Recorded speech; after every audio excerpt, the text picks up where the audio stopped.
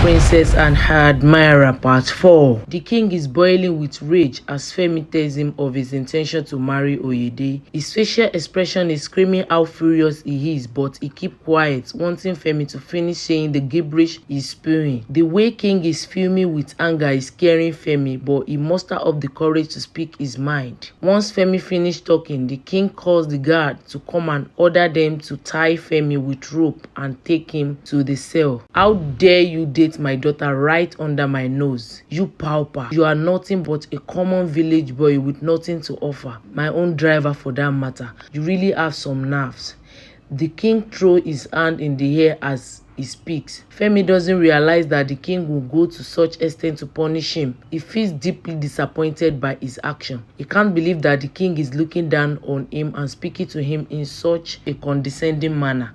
Femi's intention in telling the king about his desire to marry Oyede is not solely based on his love for her, but also to test the king's reaction. As the king continues to speak with rage, Femi wants to voice his opinion, but the king doesn't allow him to. He ordered the guard to seal Femi's mouth because he doesn't want to hear anything else from him. Upon hearing that Femi is in the cell, Oyede runs to her father's palace. She pleads with him to release Femi while crying profusely. The king becomes angry with Oyede as well and says, "How dare you break my trust like this? I trusted you to be a responsible girl who would do whatever I ask of her, but you go against my wish and date my driver, an ordinary driver.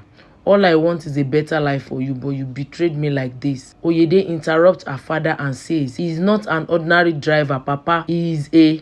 Her father angrily cut her off before she can finish speaking. "Keep quiet. Then who is he if he is not an ordinary driver? Who is he?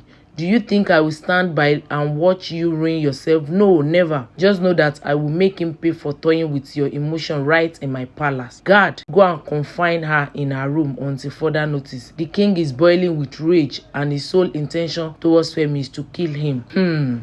What does Princess Oyede want to say before her father interrupts her? Who is Femi?